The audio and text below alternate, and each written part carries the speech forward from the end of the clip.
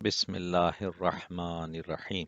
دنیاوی خواہشات، جسے کتاب ارشادات مولا علی علیہ السلام سے پڑھنے کی سعادت حاصل کی جا رہی ہے، جس کو ڈاکٹر سید حسن اختر نے مرتب فرمایا ہے۔ آواز قمر عابدی کی ہے۔ خطبہ نمبر 50۔ حق اور باطل کو آپس میں غلط ملت کرنا شیطان کا کام ہے۔ فتنوں کے وقوع کا آغاز وہ نفسیانی خواہشات ہوتی ہیں جن کی پیروی کی جاتی ہے، اور وہ نئے ایجاد کردہ احکام کو جن میں قرآن کی مخالفت کی جاتی ہے اور جنہیں فروغ دینے کے لیے کچھ لوگ دین الہی کے خلاف باہم ایک دوسرے کے مددگار ہو جاتے ہیں۔ تو اگر باطل حق کی آمیزش سے خالی ہوتا تو وہ ڈھونڈنے والوں سے پوشیدہ نہ رہتا، اور اگر حق باطل کے شائبے سے پاک و صاف سامنے آتا تو عنادر رکھنے والی زبانیں بھی بند ہو جاتی۔ لیکن یہ ہوتا ہے کہ کچھ ادھر سے لیا جاتا ہے اور کچھ ادھر سے، اور دونوں کو آپس میں ملا دیا جاتا ہے۔ اس موقع پر شیطان اپنے دوستوں پر چھا جاتا ہے، اور صرف وہی لوگ بچے رہتے ہیں جن کے لیے توفیق الہی اور عنایات خداوندی پہلے سے موجود ہو۔ خطبہ نمبر 21۔ سادہ زندگی بسر کرنے سے آخرت کا بوجھ کم ہوگا۔ تمہاری منزل مقصود تمہارے سامنے ہے، موت کی ساعت تمہارے عقب میں ہے جو تمہیں آگے کی طرف لے کر چل رہی ہے۔ ہلکے پھلکے رہو تاکہ آگے بڑھنے والوں کو پا سکو۔ تمہارے اگلوں کو پچھلوں کا انتظار کرایا جا رہا ہے کہ یہ بھی ان تک پہنچ جائیں۔ سید رضی فرماتے ہیں کہ کلام خدا اور رسول صلی اللہ علیہ وسلم کے بعد جس کلام سے بھی ان کلمات کا موازنہ کیا جائے تو حسن و خوبی میں ان کا پلہ بھاری رہے گا، اور ہر حیثیت سے بڑھے چڑھے رہیں گے۔ اور آپ کا یہ ارشاد ہے کہ تخفو الحق، اس سے بڑھ کر تو کوئی جملہ سننے میں آیا ہی نہیں جس کے الفاظ کم ہوں اور معانی بہت ہوں۔ اللہ اکبر!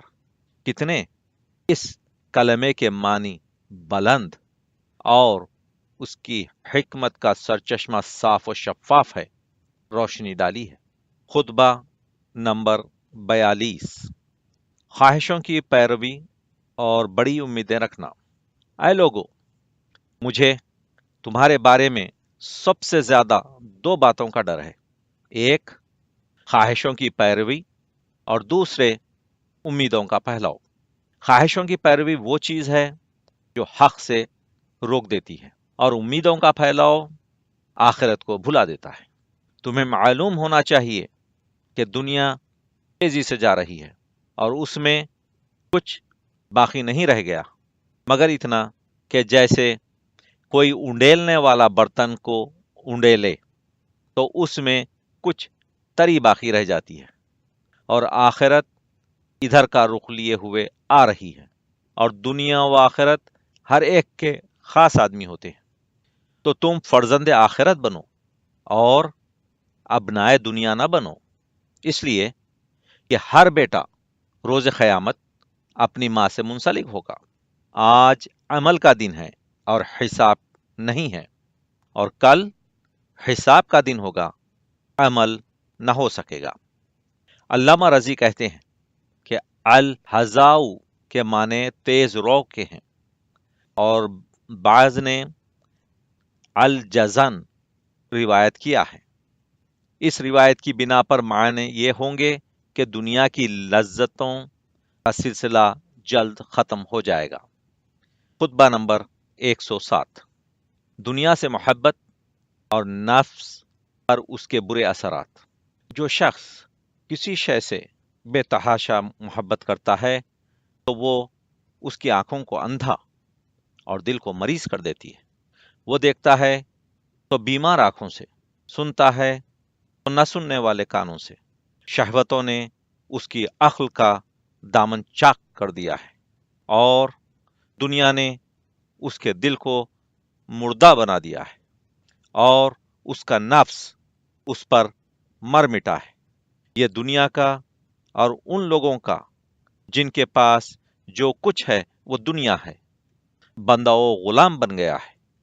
जिधर वो मुड़ती है उधर ये मुड़ता है, जिधर उसका रुख होता है उधर ही इसका रुख होता है। ना अल्लाह की तरफ से किसी रोकने वाले के कहने सुनने से वो रुकता है और न ही किसी वाजो पंत करने वाले की नसीहत मानता है। हालांकि वो उन लोगों को देखता है जिन्हें ऐन गफलत की हालत में वहां जकड़ लिया गया है और किस तरह वो चीजें उन पर टूट पड़ी कि जिनसे वो बेखबर थे और किस तरह इस दुनिया से जुदाई की घड़ी सामने आ गई कि जिससे पूरी तरह मुतमईन थे और क्यों कर आखिरत की उन चीजों तक पहुंच गए कि जिनकी उन्हें खबर दी गई थी।